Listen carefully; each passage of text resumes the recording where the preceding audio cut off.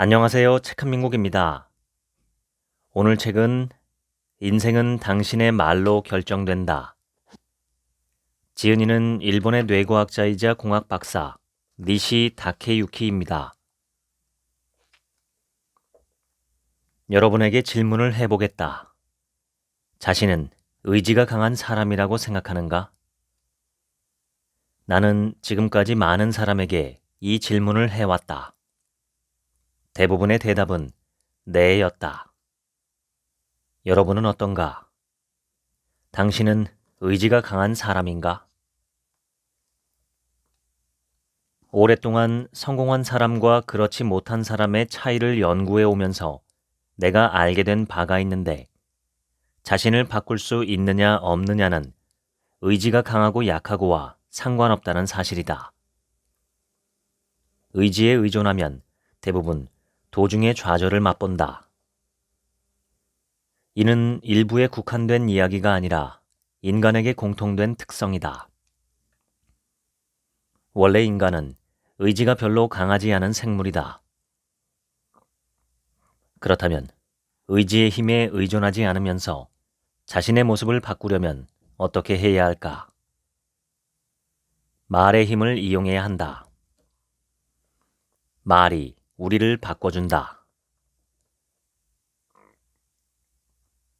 아침에 일어나서 잠들 때까지 우리가 이 지구에서 가장 많이 대화하는 사람은 다른 누구도 아닌 자기 자신이다. 세계적인 연구를 통해 우리는 하루 평균 1만 6천 개에서 4만 6천 개의 단어를 사용한다고 밝혀졌다. 자신과의 대화에서는 하루에 수천 개에서 수만 개쯤의 단어를 사용하고 있을 것이다. 만약 평소 사용하는 모든 말이 자신의 기분을 북돋아주거나 새로운 발상을 만들어내는 계기가 되거나 목표 달성에 도움을 준다면 인생에 어떤 변화가 일어날까? 사실 성공한 사람은 말로 자신의 인생에 도움을 주고 있다. 자신에게 가장 영향을 주는 것은 틀림없이 자기 자신이다. 인생은 사용한 말이 한데 모여 이루어진다. 최신 뇌과학 연구에 따르면 무심코 사고하는 말에 의해 머릿속에서는 상상 이상의 변화가 일어난다고 한다. 성공한 사람일수록 자신과의 대화를 잘한다. 대표적으로 스티브 잡스를 들 수 있다. 스티브 잡스가 매일 아침 자신에게 만약 오늘이 인생의 마지막 날이라면 나는 지금 하려는 일을 할 것인가 라고 질문한 건 유명한 이야기다. 페이스북을 창업한 마크 저커버그도 지금 나는 내가 할 수 있는 가장 중요한 일을 하고 있는가 라고 매일 묻는다고 한다. 테슬라와 스페이스X를 창업한 세계 최대 부호 일론 머스크는 자신에게 무엇을 묻는지가 중요하다라고 했다. 우주론으로 세계적인 물리학자의 반열에 오른 스티븐 호킹 박사는 나는 어른이 된 지금도 어떻게, 왜 라는 말로 계속 질문한다 라는 유명한 말을 남겼다. 성공한 사람 중 상당수가 뇌 속 대화를 활용해 자신을 바꾸어온 사람들이다. 뇌 속 대화를 이용해 시야를 넓힌다. 뇌 속 대화를 이용해 자신의 상식과 믿음을 깨뜨린다. 뇌 속 대화를 이용해 좋은 의미로 뇌를 속여 자신을 성공으로 이끈다. 피곤해. 큰일이야. 골치 아파. 하기 싫어. 업무를 하거나 개인적으로 힘이 들 때 종종 이런 말이 나올 것이다. 그럴 때는 그래도 라는 세 글자를 사용한다. 단지 그것뿐이다. 피곤해. 그래도 열심히 했어. 피곤해. 그래도 만족했어. 피곤해. 그래도 여기까지 잘했다. 계속 사용하면 뇌가 긍정적인 사고방식을 하도록 촉진할 수 있다. 어떤 분야에서든 성과를 내는 사람일수록 이런 간단한 뇌 속 대화를 사용한다. 참고로 소리를 내도 마음속으로 말해도 뇌 속 대화의 효과는 다르지 않다고 한다. 이 방법은 의지의 힘이 필요하지 않고 잊지 않기만 하면 실행할 수 있다. 많은 사람이 인생을 바꾸려면 큰 일을 해야 한다고 믿는다. 그러나 연구를 통해 우리가 큰 일을 할 필요가 없다는 것을 알게 되었다. 매일 하는 사소한 일들이 매사를 파악하는 법이나 행동을 비롯해 능력, 성격, 건강과 습관, 업무 능률에까지 영향을 준다. 그리고 그 밑바탕이 되는 것이 뇌 속 대화다. 뇌 속 대화는 인생을 확실히 바꿔준다. 변할 변의 한자에는 서약의 실을 끊는다라는 뜻이 있다고 한다. 지금까지 우리가 줄곧 자아낸 바꾸고 싶지만 바꿀 수 없던 시를 뇌 속 대화로 끊는다. 그것이 뇌 속 대화가 보여주는 놀라운 효과다. 미국의 한 연구에 따르면 머릿속으로 하는 말은 소리내어 하는 말보다 10배 이상 빠르기도 하며 분당 4,000단어 이상을 말한다고 한다.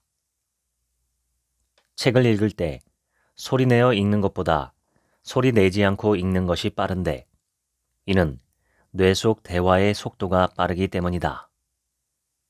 보통 입 밖으로 꺼내는 말보다 머릿속으로 하는 말의 수가 압도적으로 많다. 사람들은 왜 뇌 속 대화를 사용할까?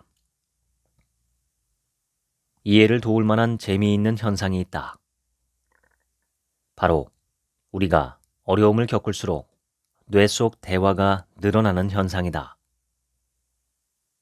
예를 들어 스포츠 경기 중에 선수들은 이런 뇌 속 대화를 한다. 왼쪽을 조심해. 아니다, 오른쪽이야, 오른쪽. 거기는 안 돼. 상대방의 뒤를 파악하고 돌아서 가자. 머릿속에서 스스로에게 말을 하는 이유는 집중력을 높이기 위해서다. 뇌는 말에 따라 순간적으로 주의를 기울이기 때문이다. 왼쪽을 조심하라고 하면 왼쪽에 초점을 맞출 수 있다. 상대방의 뒤라고 말하면 상대방의 뒤로 의식이 집중된다. 뇌는 어려움을 극복하기 위해 뇌 속 대화를 이용해 집중력을 높이는 것이다.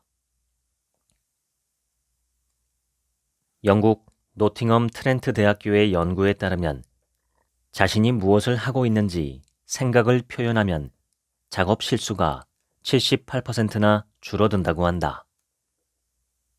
실수는 집중력이 떨어지면서 생기기 때문에 무엇을 하고 있는지 말로 표현하면 집중력이 높아진다. 올림픽 국가대표 선수처럼 뛰어난 운동선수일수록 뇌 속 대화가 많다는 것도 잘 알려져 있는 사실이다. 연구 결과 혼잣말하는 아이는 자신의 기분을 혼잣말로 조절할 수 있기 때문에 침착하게 퍼즐을 맞출 수 있고 그 결과 푸는 속도가 빨라진다고 한다. 이것이 뇌 속 대화의 또 다른 효과다. 집중력뿐 아니라 자기 통제 능력도 높일 수 있는 것이다. 또한 뇌 속 대화로 단기 기억력을 높일 수도 있다. 여러분은 전화번호를 기억할 때 어떻게 하는가? 대부분 번호를 소리내어 말하거나 마음속으로 여러 번 되뇌일 것이다. 말에 의해 머릿속 이미지가 바뀌는 현상은 뇌의 프라이밍 효과라고 불린다. 프라이밍은 첫 번째라는 뜻인데 가장 처음 받는 자극에 뇌가 영향을 받는 현상을 가리킨다. 즉, 우리는 같은 것을 봐도 말이 뇌의 인지에 영향을 미치기 때문에 저마다 다르게 볼 가능성이 있는 것이다. 자신도 모르게 끝이 없네. 이건 할 수 없어. 나는 운이 없어. 라고 뇌 속 대화를 반복하면 할 수 있는 일도 불가능해지거나 빨리 끝날 일도 시간이 더 걸리는 등 행동에 영향을 받게 된다. 입 밖으로 내지 않아도 마음속으로 그렇게 생각하면 자신에게 부정적인 형태로 되돌아올 가능성이 있다. 말에 따라 행동까지 영향을 받는 것이다. 시청각 거울 뉴런은 말하는 뇌와 거의 같은 부분에 있다. 즉, 말을 하려고 하는 순간에 그 말의 이미지가 몸의 감각에 영향을 줄 가능성이 크다. 입버릇은 바꿀 수 있다. 뇌에는 가소성이 있기 때문이다. 어른이 되면 머리가 굳어서 변하기 어렵다고들 하는데 뇌는 어른이 되고 나서도 얼마든지 바뀐다는 것이 뇌과학 연구로 밝혀지고 있다. 말의 힘을 활용해서 평소 무심코 나오는 부정적인 입버릇을 바꾸면 인생을 바꿀 수도 있다. 스코틀랜드의 텔레비전 프로그램 진행자 데니 월러스는 평소 No, 아니요라는 말을 입버릇처럼 했다. 하지만 어느 순간 인생을 즐기지 못한다는 사실을 깨닫고 앞으로는 Yes라고 말하기로 결심했다. 누군가 도움을 청해도 Yes, 자동차를 사지 않겠냐고 물어도 Yes, 무슨 일이 있어도 Yes라고 말하다 보니 기상천외한 일이 벌어졌다. 일도 연애도 잘 풀리고 인생도 좋은 방향으로 풀린 것이다. 이 이야기는 책으로도 쓰이고 미국과 영국의 합작 영화로도 만들어졌다. 영화 제목은 예스맨이다. 입버릇도 뇌 속 대화다. 뇌 속 대화를 바꾸면 인생이 바뀐다. 실패하는 사람을 연구하면서 뇌의 변화를 멈추게 하는 뇌 속 대화가 있다는 사실을 알게 되었다. 특히 조심해야 할 것은 다음의 세 가지 말이다. 1. 모르겠다. 상당히 위험한 말이다. 이 말을 하는 순간 뇌는 생각을 멈추기 때문이다. 실제로 문제를 해결하지 못하는 사람을 인터뷰해보면 속으로 모르겠다라는 말을 자주 하는 경향이 있다. 따라서 모르겠다라는 말을 사용하지 말자.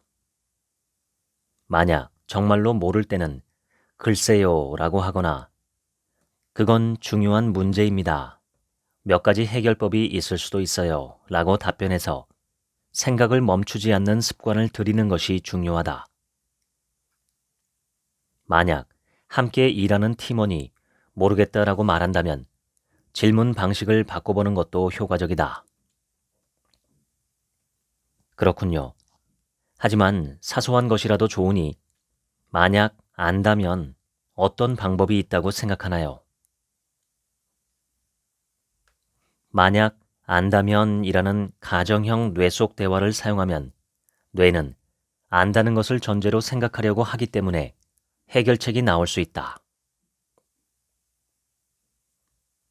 예전에 같이 일하던 사람에게 이런 고민을 들은 적이 있다. 어떻게 신규 고객을 찾아야 할지 모르겠는데 어쩌면 좋을까요? 나는 그에게 이렇게 질문해 보았다. 글쎄요. 만약 안다면 사소한 것이라도 좋으니 어떤 방법이 있다고 생각하는지 말해보세요. 상대방은 잠시 생각하더니 제가 아는 사람의 이름을 전부 종이에 써보겠어요 라고 대답했다. 본인도 의외였다고 한다. 실제로 목록을 살펴보니 1000명이 넘는 사람의 이름이 나와서 놀랐다고 한다. 쓰기 전까지는 몰랐던 것이 눈에 보이는 형태가 되자 다양한 잠재 고객을 찾을 수 있었다. 2. 할 수 없다. 이 말도 꺼내는 순간 뇌가 생각을 멈춘다. 물론 무엇이든지 척척 해낼 수 있는 사람은 없다. 자신이 못하는 분야일수록 할 수 없다는 말이 쉽게 나온다. 그러나 할 수 없다라고 말하는 순간 뇌는 할 수 없는 상태를 이미지화하기 때문에 그 순간 생각이 멈춘다. 반면 성공하는 사람은 할 수 없다라는 말을 거의 사용하지 않는다. 정말로 할 수 없는 일이라고 해도 그렇다. 예를 들어 스티브 잡스는 억지를 부리는 것으로 유명한 사람이었다. 아직 기존 휴대전화가 줄을 이루고 있던 시절, 버튼 하나로 조작할 수 있는 전화를 발명하자고 개발자들을 모아 선언했을 때 거의 모든 사람이 그런 일이 가능할 리가 없어 라고 생각했다고 한다. 몇 번이나 도전해도 실패를 거듭하자 이런 일은 무리예요, 할 수 없어요 라고 했지만 잡스는 전혀 들으려고 하지 않았다. 잡스의 포기하지 않는 열의로 개발한 결과 2007년 세계 최초의 스마트폰 아이폰이 등장했다. 연구를 통해서도 밝혀진 바가 있다. 나는 할 수 없다라고 말하는 그룹은 나는 할 수 있다라고 말하는 그룹보다 능률이 떨어진다고 한다. 할 수 없는 것이 아니라 할 수 있는 이유를 찾아야 성공의 열쇠를 얻는다. 3. 알고 있다. 그건 이미 알고 있는데 라고 생각하는 순간 뇌는 더 이상 학습할 필요가 없다고 판단해 생각을 멈춘다. 성공하는 사람들이 대체로 겸허한 것은 알고 있다라는 말이 자신에게 마이너스인 것을 의식적이든 무의식적이든 알고 있기 때문이다. 그래서 알고 있다고 생각하는 이야기도 끝까지 듣는 자세를 보인다. 예전에 대학원에서 연구하던 시절 위대한 발견을 해온 과학자들과 만날 기회가 생겼다. 그 사람들과 대화하며 느낀 점은 인류라고 할 만한 사람일수록 당시 학생이었던 내 말에도 귀를 기울여준다는 점이었다. 그 이유를 물어봤더니 위대한 발견은 의외로 당연하다고 생각되는 곳에서 발견됩니다. 그래서 나는 아이에게 의견을 물어볼 때도 있어요. 라고 답해 주었던 기억이 아직도 남아있다. 일찍이 경영의 신으로 불렸던 마스시타 고노스케는 전국의 점장이 모이는 회의 때 당연히 알고 있는 이야기도 처음 듣는 것처럼 경청했다고 한다.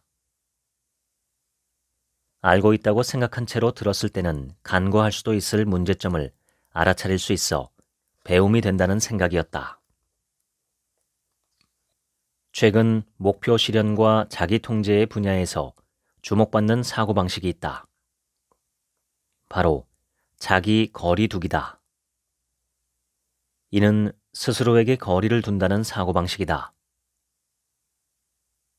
자기 거리 두기를 실현하는 방법으로 주목받는 것은 나는 괜찮아가 아니라 너는 괜찮아 라고 2인칭으로 때론 3인칭으로 마치 다른 사람에게 말하듯 자기 자신에게 말하는 제3자의 뇌 속 대화다. 제3자의 관점을 지니면 외부에서 자신을 바라볼 수 있기 때문에 감정을 통제하기가 쉬워진다.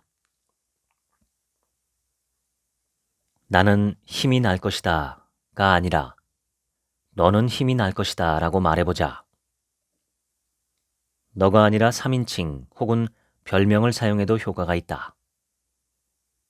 이렇게 말하면 듣는 뇌에서 자신이 아니라 다른 사람이 말을 걸어오는 느낌을 받기 때문에 더 객관적으로 본인을 파악해서 적절한 행동을 취할 수 있다.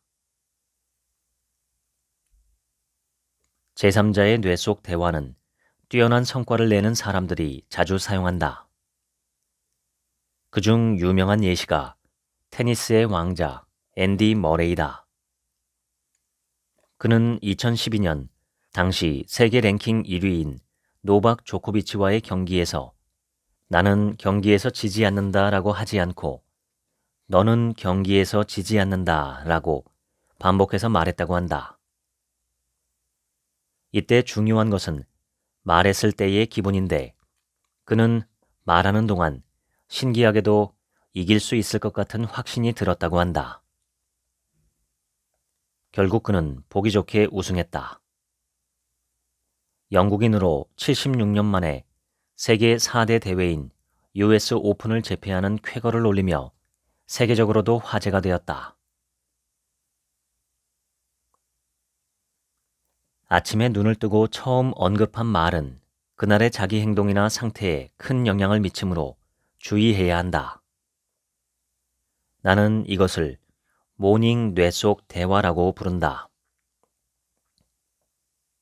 티베트의 달라이 라마는 아침에 떠올리는 단 하나의 작고 긍정적인 사고 혹은 말이 당신의 하루를 바꾼다라고 말했다. 테슬라의 CEO 일론 머스크도 아침에 일어나 미래가 좋아질 거라고 생각하면 찬란한 하루가 될 것이다 라는 말을 하기도 했다. 지인 중에 설렌다 라는 말을 자주 쓰는 사람이 있다. 나는 왜 항상 그렇게 설레는지 물어보았다. 일부러 설렌다는 말을 쓰는 거예요. 설렌다고 말하다 보면 신기하게도 점점 설레게 되거든요. 지인이 설렌다라는 말을 사용하는 방식은 자신의 의욕을 높이는 뇌 속 대화이므로 사용할수록 호기심이 생기고 뇌도 활성화된다. 말을 하는 순간 기분이 고조되거나 좋은 느낌을 받는 것을 나는 뇌 속 대화의 루틴 효과라고 부른다. 기분이 좋아지는 말을 하기만 해도 뇌의 보상체계 네트워크가 작동하며 뇌가 활성화된다고 한다. 그래서 다음과 같이 최상의 기분을 표현하는 뇌 속 대화를 하는 순간 최고의 기분이 머릿속에 되살아난다. 해냈어. 최고야. 정말 기뻐. 고마워. 신난다. 기분 좋아. 어느 경영자가 이런 이야기를 해주었다. 그는 항상 불안해하지 않는 사람이라는 이야기를 자주 들었는데 사람이라면 전혀 불안하지 않을 수 없다. 그는 큰 불안이 찾아오면 이런 뇌 속 대화를 사용한다고 했다. 불안이 저절로 만들어진 게 아니라 내가 스스로 불안을 선택한 거야. 이렇게 생각하니 신기하게도 불안감이 사라졌다고 한다. 아무개, 즉 자기 자신의 이름을 넣어서 아무개는 땡땡한 기분을 스스로 선택했다 라고 말해보자. 선택형 뇌 속 대화를 하면 과도하게 부정적인 기분을 스스로 조절할 수 있다는 신호를 뇌로 보낸다. 그러면 자동으로 마음이 차분해지고 냉철하게 매사를 생각할 수 있다. 사람은 스스로 통제할 수 있는 혹은 그렇게 생각하는 환경에 있으면 뇌가 자연스럽게 낙관적이게 되어서 더 행복해진다. 생각이 짧아서 하는 일이 잘 되지 않는 사람은 하나의 관점에서만 생각하는 경향이 있다. 그러나 성공하는 사람은 다양한 관점을 갖추고 있다. 구체적으로 어떻게 관점을 늘리면 좋을까? 핵심은 4가지 관점으로 뇌 속 대화를 하는 것에 있다. 1. 타인의 관점. 내 생각이 맞을까? 다른 사람이 보기에는 어떨까? 이성의 시각에서는 어떻게 보일까? 젊은이, 노인, 아이의 관점에서는 어떻게 느껴질까? 관점을 자신 이외의 누군가로 전환하는 뇌 속 대화를 하면 지금까지 생각하지 못하던 발상이 생겨날 수 있다. 2. 장소의 관점. 다른 나라에서 보면 어떻게 보일까? 지구의 규모로 생각하면 어떻게 보일까? 3. 시간의 관점. 미래의 시점에서 봤을 때 이 생각은 정말 옳은가라고 뇌 속 대화를 해본다. 시간의 관점을 바꾸면 답이 보인다. 예시로 아마존을 창업한 제프 베이조스를 들 수 있다. 그는 원래 월스트리트에서 금융 결산 시스템을 다루는 기업의 개발 담당 사원이었다. 어느 날 그는 인터넷 서점이라는 구상이 떠올라서 상사에게 상담을 청했으나 다시 잘 생각해 보라는 이야기를 들었다. 그때 베이조스는 내 인생을 80세라고 생각하고 바라보자. 후회를 최소화할 수 있는 선택은 무엇일까? 라고 자문했다. 그 결과 나온 답은 창업이었다. 이 일화도 시간의 관점에서 탄생한 뇌 속 대화다. 4. 플러스와 마이너스의 관점. 이 일의 장점과 단점은 무엇일까라고 뇌 속 대화를 하는 것이다.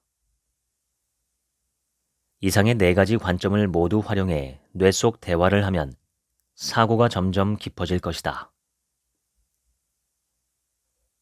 더욱 깊은 사고를 위한 6가지 관점을 소개하겠다. 1. 비교의 관점. A와 B의 차이점은 무엇일까? 나는 이것을 비교하는 뇌 속 대화라고 부른다. 2. 매사를 연관짓는 관점. A와 B의 공통점은 무엇일까? 라는 관점을 이용한다. 3. 우선순위의 관점. 이 중에서 가장 중요한 것은 무엇일까? 4. 정리의 관점. 이 문제들을 한마디로 표현한다면 무엇이라고 할 수 있을까? 5. 평가의 관점. 점수를 매긴다면 몇 점일까? 이 방법의 좋은 점은 10점이 아니었을 때 10점이 되려면 무엇이 필요한지 자연스럽게 알 수 있다는 점이다. 내가 프레젠테이션 하는 기획에 점수를 매겼더니 10점 만점에 겨우 4점이 나왔다고 가정해보자. 그러면 만점을 얻기 위해 무엇이 필요한지 뇌가 생각하기 시작한다. 6. 집단 사고를 깨는 관점. 성공하는 사람일수록 많은 사람이 믿는 것과 정반대의 일을 한다. 그게 꼭 사실이라고 할 수 있을까? 라는 뇌 속 대화에서 비롯된 결과일지도 모른다. 인공지능은 질문을 생각하지 못한다. 질문을 생각할 수 있는 것은 인간뿐이다. 이전의 연구에서 창의력이 높은 사람들의 발상 구조에 대해 조사한 적이 있는데 그들은 다음의 4단계를 통해 창조적인 아이디어를 만들어내고 있었다. 1. 많은 지식을 받아들인다. 2. 뇌 속 대화를 한다. 3. 휴식을 취한다. 4. 나온 답을 메모한다.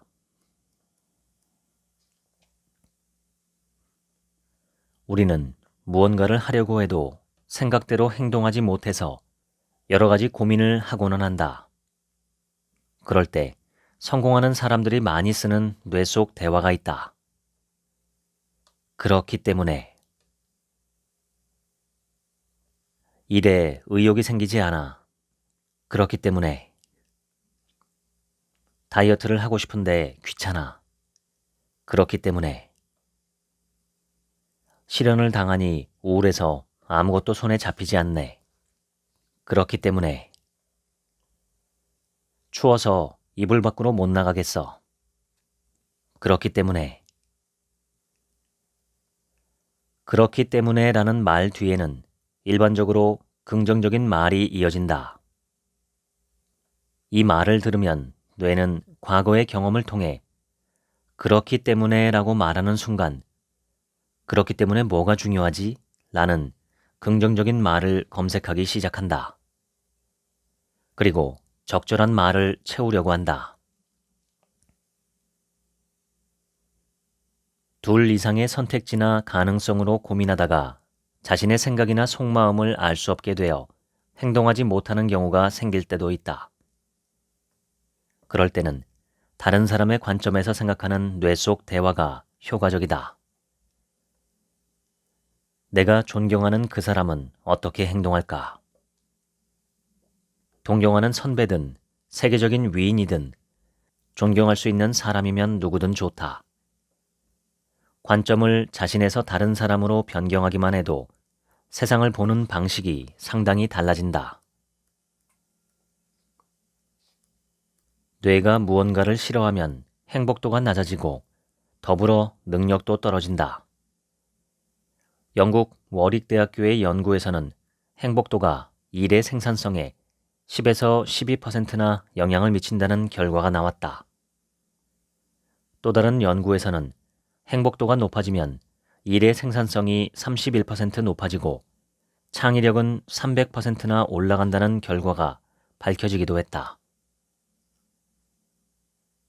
그래도는 사건이나 기분의 관점을 반전시키는 뇌 속 대화다. 그래도를 뇌 속 대화에 잘 적용해서 행복도가 떨어지는 기분, 즉 싫은 기분을 반전시키자. 예를 들어 상사에게 이런 말을 듣고 일한다면 어떨까? 이건 많은 사람이 싫어하는 일이야. 하지만 상사가 이렇게 말하면 어떨까? 이건 많은 사람이 싫어하는 일이야.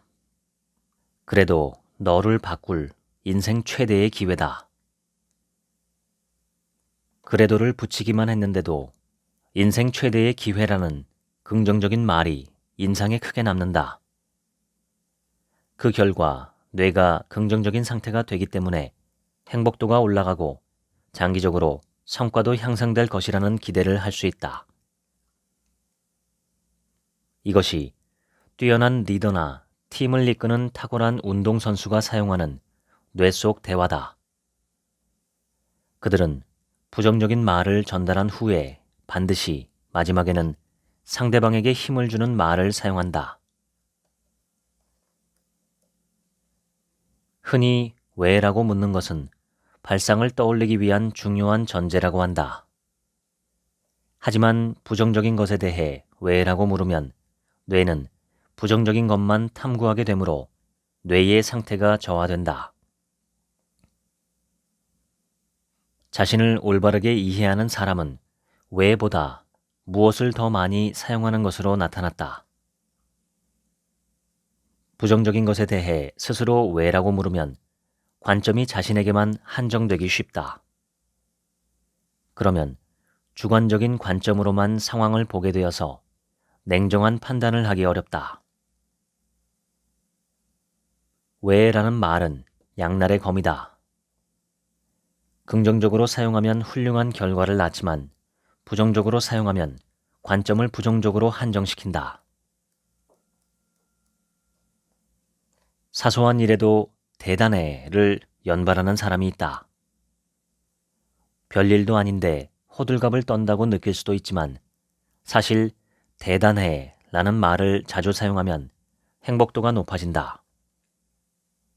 무심코 대단해 라고 뇌 속 대화를 하면 뇌는 그 대단한 측면을 찾으려고 한다.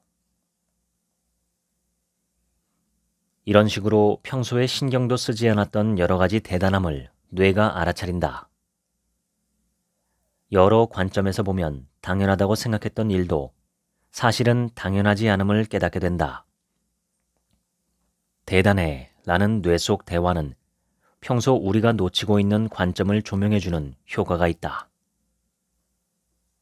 행복도가 낮은 사람들은 대단해 라는 말을 쓰지 않는 경향이 있다. 더 행복해지고 싶다면 대단해 라는 뇌 속 대화를 자주 사용하자. 만약 습관화하고 싶다면 하루에 1000번 대단해 라고 말해보는 것도 효과적이다.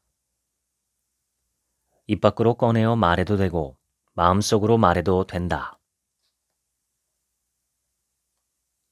나는 뇌과학자로서 여러 사람과 상담을 해왔는데 그중 흔한 주제가 자신의 꿈을 모르겠다는 이야기였다. 이때 나는 다음의 질문을 한다. 당신이 절대 하기 싫은 일은 무엇입니까? 그러면 하기 싫은 일이 산더미처럼 나온다. 남에게 혹사당하는 일은 하고 싶지 않아요. 단순 작업만 하는 일이 오히려 어려워요. 내 집도 못 가질 것 같은 삶은 싫어요. 결혼도 못 해보고 끝나는 건 싫어요. 외국에 자유롭게 가지 못하는 것도 힘들어요. 하고 싶은 일은 잘 떠오르지 않아도 하기 싫은 일은 속속들이 떠오르는 것이다. 사실 하기 싫은 일을 꼽아달라고 하면 꿈이나 목표에 대한 답이 이미 나온다. 절대 하기 싫은 일의 반대가 그 사람이 정말 하고 싶은 일로 연결되기 때문이다. 하기 싫은 일을 반대로 뒤집어 보면 점점 자신의 목표나 꿈, 하고 싶은 일이 떠오른다. 사람은 자신에 대해서 의외로 잘 보지 못하며 주변 사람들이 객관적이고 올바르게 보는 경우가 많다.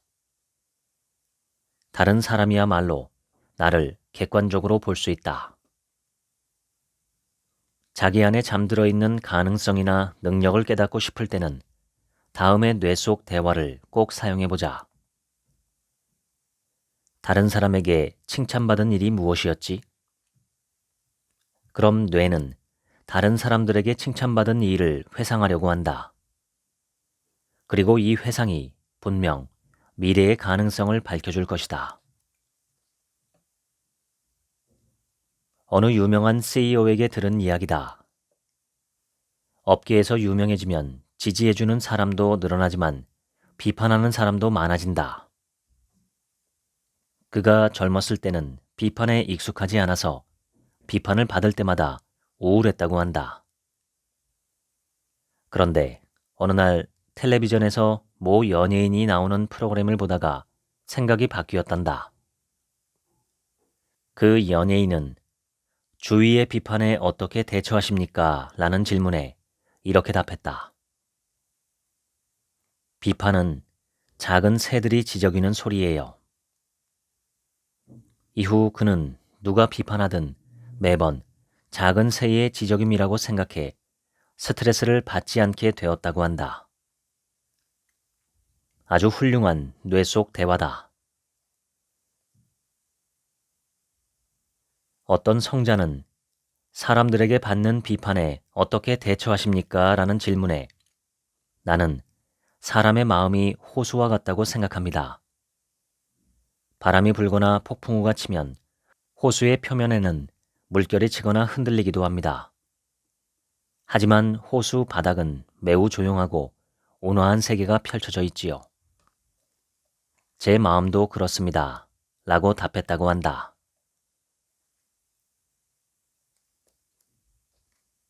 우리 뇌에는 거울 뉴런이라는 세포가 있어서 상대방에게 전달하는 말과 자신에게 전달하는 말을 구별하기 어려워하는 경향이 있다. 상대방에게 이 멍청아 라고 말했는데 내 기분까지 좋지 않은 것은 상대방에게 한 말이 나에게도 전해지기 때문이다. 처음 보더라도 예전부터 알고 있는 사이처럼 느껴지는 사람이 있는가 하면 쉽사리 친해지기 어려운 사람도 있다. 무엇이 이러한 차이를 만들어내는지 살펴보니 상대방과 공통점을 지니는가 라는 점이 있었다. 뇌에는 같은 요소를 지닌 사람을 자기 편이라고 생각하는 성질이 있다. 공통점을 발견해 뇌가 상대방을 신뢰할 수 있다고 인지했기 때문이다. 그렇다면 같은 요소를 찾을 수 없는 사람과는 어떻게 대화를 해야 할까?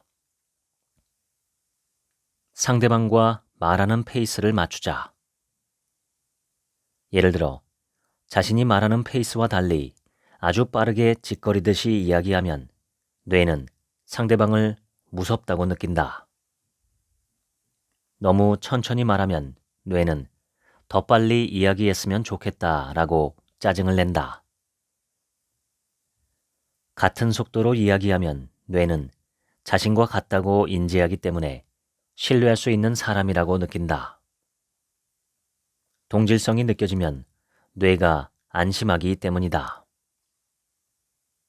한 연구에서는 두 사람이 같은 페이스로 이야기하면 뇌파까지 동조해 마음이 편안해진다고 알려져 있다. 말하는 속도뿐 아니라 뇌도 동조하는 것이다. 내 지인 중에 16년 연속 자동차 판매 1위를 기록한 영업사원이 있다. 그를 관찰하다 보니 사람에 따라 말하는 페이스가 완전히 달라져서 놀랐다. 고객이 좋아하도록 항상 페이스를 의식하면서 이야기한 결과라고 한다. 유능한 사람일수록 상대방을 제대로 존중해준다. 상대방을 생각해서 저 사람과 같은 페이스로 같은 속도로 이야기하자라고 뇌 속 대화를 한다. 뇌는 마음을 강요당하면 반대의 일을 하고 싶어지기 때문에 말을 순순히 받아들이지 못한다. 그런데 사람은 상대방에게 주의를 주거나 자신이 원하는 방향대로 행동해 주었으면 하는 마음이 있기 때문에 감정적이게 되는 것이다. 그럴 때는 다음에 뇌 속 대화를 해보자. 감정이 아니라 사실을 전하자. 2016년 미국 미시간 대학교의 연구에서 사소한 일에도 금세 짜증을 내는 사람은 리더에 적합하지 않다는 결과가 나왔다. 비즈니스 분야에서도 스포츠 분야에서도 성공한 사람은 대개 감정을 잘 조절하고 감정적인 태도를 취하지 않으며 냉정하게 사실을 전달하는 습관이 있음이 밝혀졌다. 현재 일본 여성지 매출 1위를 달성한 월간 하루메쿠의 편집장 야마오카 아사코는 이유를 덧붙여 사실을 전한다라는 생각을 중시한다고 한다. 예를 들어 부하 직원의 원고를 보고 이 문장은 안 돼 라고 하지 않고 다음과 같이 전달한다. 이 표현은 지난번 독자들에게 이해하기 어렵다는 의견이 있었습니다. 이것은 사실이다. 반대로 이 표현은 반응이 좋았어요. 이것도 사실이다. 그러니 이런 느낌으로 해보는 건 어떤가요? 이것은 제안이다. 우리 회사의 목표는 이것입니다. 이것은 사실이다. 하지만 당신의 제안은 이런 점에서 목표와 어긋납니다. 이것도 사실이다. 그러니 이런 형태로 해보는 건 어때요? 이것은 제안이다. 의식적으로 사실을 전달한 다음 제안을 한다. 그 결과 직원들이 순순히 지적을 받아들이게 되었고 조직의 사기도 올라가 훌륭한 실적을 올리게 되었다. 그녀도 예전엔 부하 직원들에게 화를 내는 타입이었다. 그러던 어느 날 상사가 그녀에게 이런 말을 했단다. 자네는 자신의 복제 인간이 몇 명쯤 있으면 좋겠다고 생각하는 거야. 이후 다른 사람들에게 화를 내도 의미가 없다는 점을 이해할 수 있었고 자신의 감정을 쏟아내지 않게 되었다고 한다. 분노는 감정을 상대방에게 쏟아내는 것이지만 꾸중은 상대방을 성장시키기 위해 사실을 전달하는 일이다. 마음을 가라앉히고 다음에 뇌 속 대화를 하자. 감정이 아니라 전하고 싶은 사실은 무엇일까?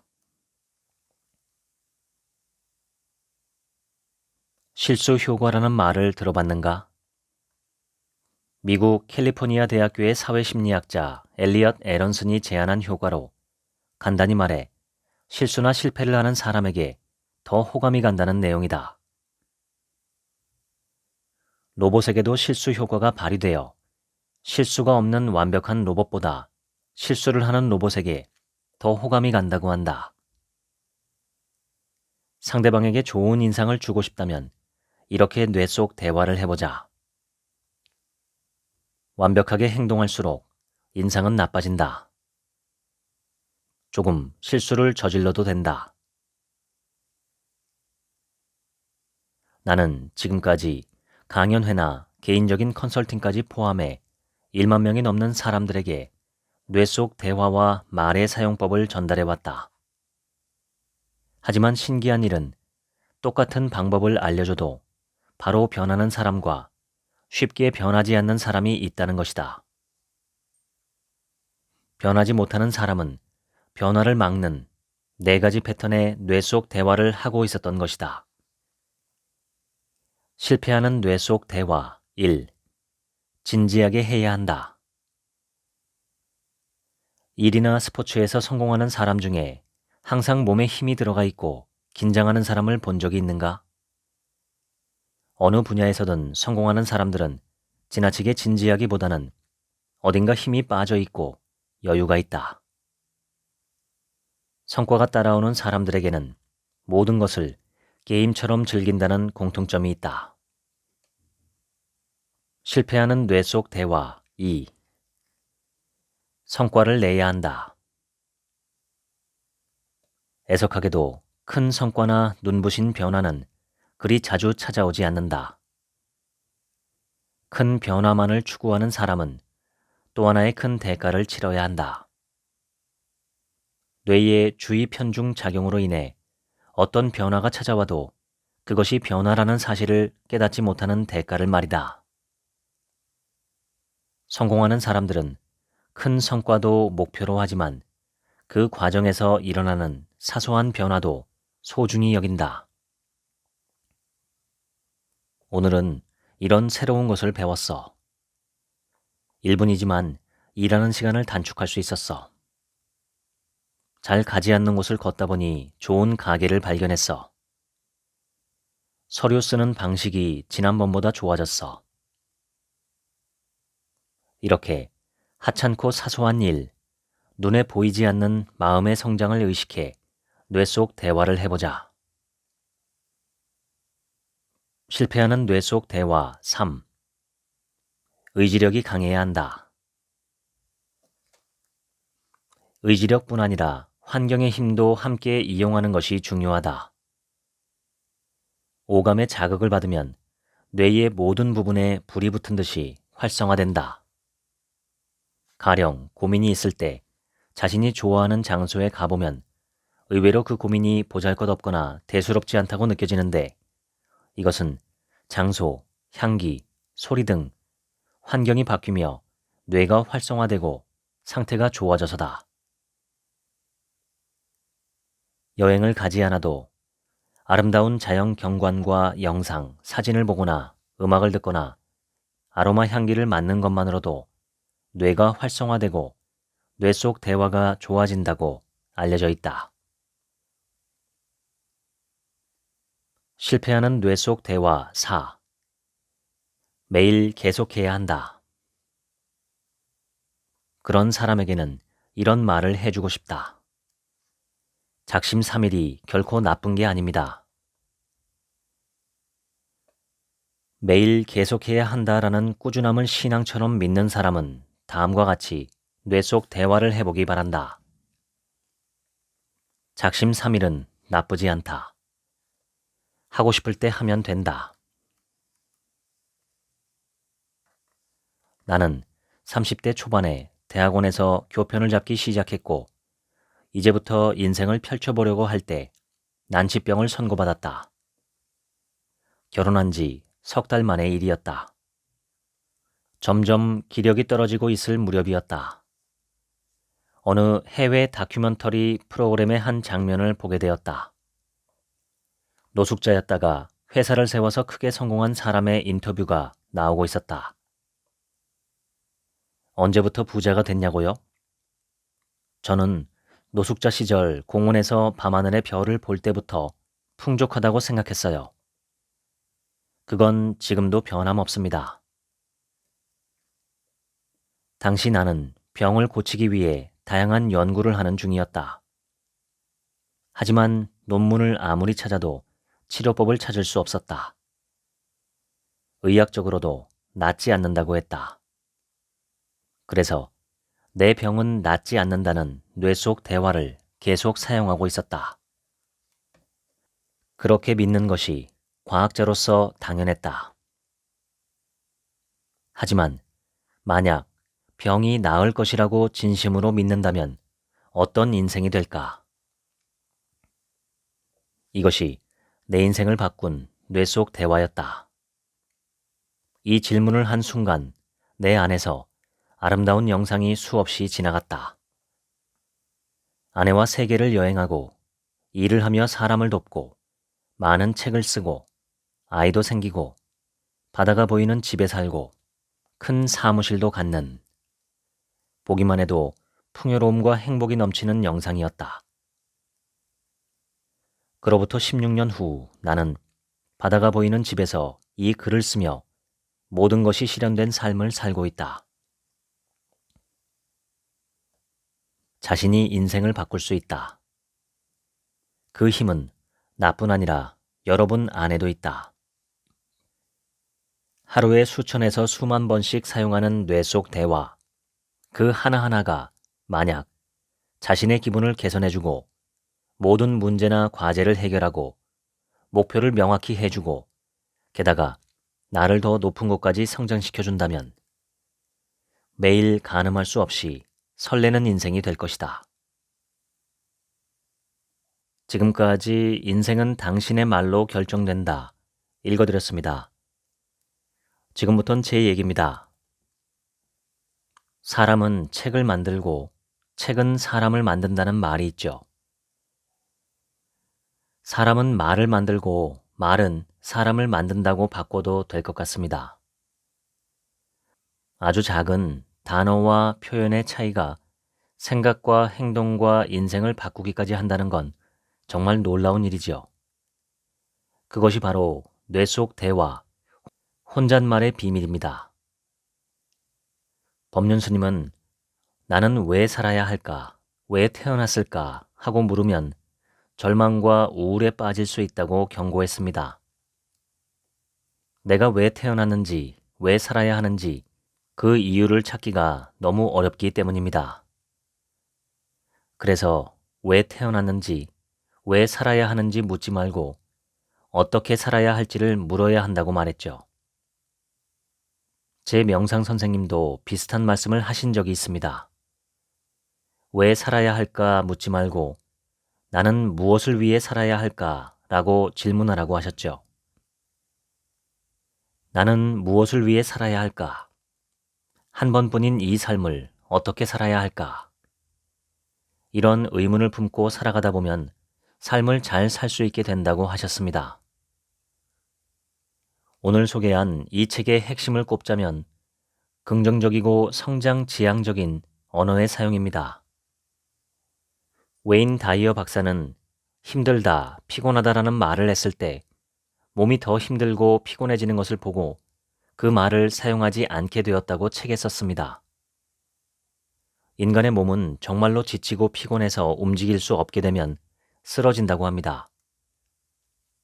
그러니 내 몸이 쓰러지지 않았다면 아직 내 몸에는 에너지가 남아있다는 뜻이라는 거죠. 해병대나 공수부대 같은 특수부대에서 하는 지옥주 훈련이라는 것이 있습니다. 일주일 동안 잠도 자지 않고 먹는 것도 매우 적게 먹으면서 몸과 마음을 극한의 상태로 몰아넣는 훈련을 하는 것입니다. 그런데 일주일 동안 잠을 자지 않고 그렇게 하루 종일 훈련을 받아도 죽거나 쓰러지는 사람은 거의 없습니다.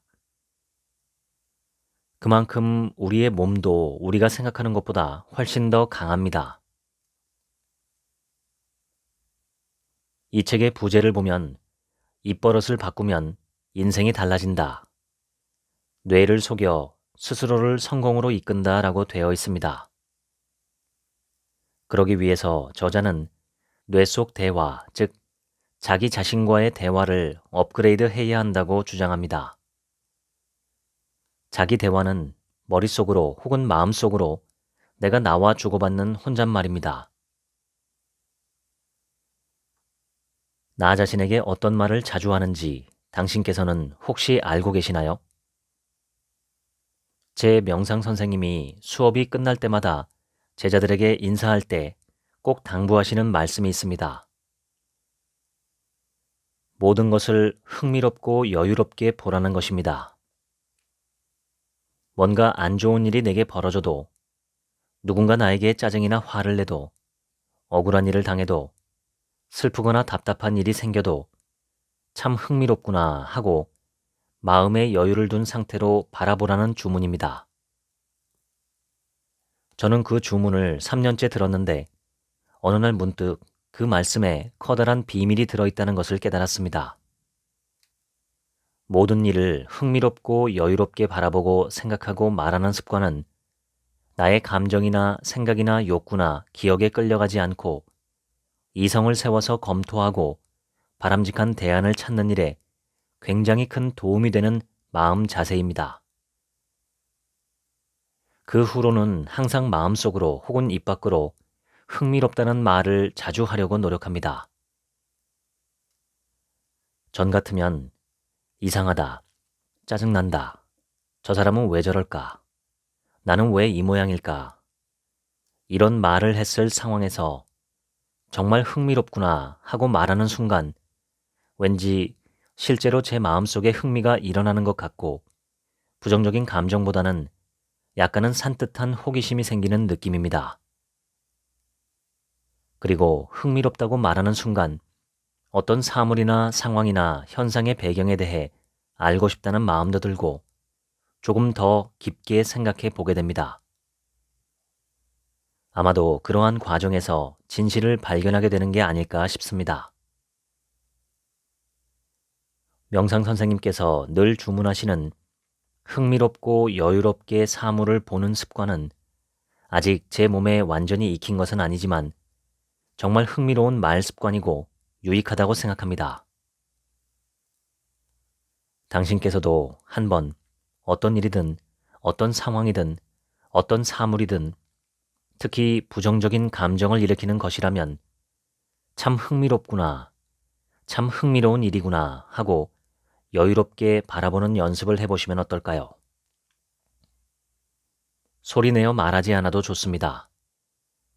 마음속으로라도 흥미롭다 하고 자기 자신에게 말해주는 것이지요.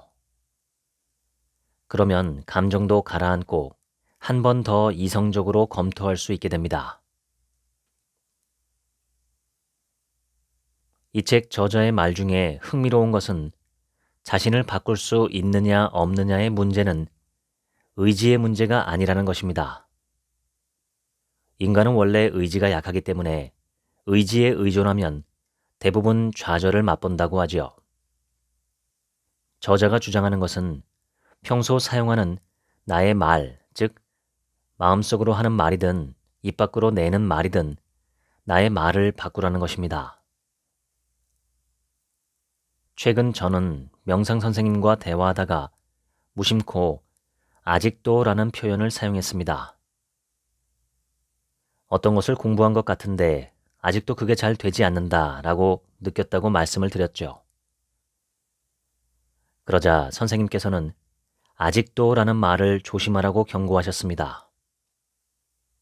부정적으로 빠질 수 있다는 것이죠.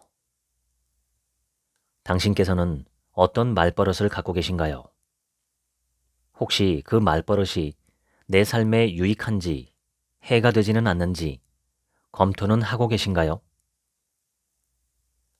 지금부터라도 좋은 말을 하시면 좋겠습니다. 좋은 말은 좋은 삶을 만듭니다. 지금까지 책 한 민국의 하루치 생각이었습니다. 감사합니다.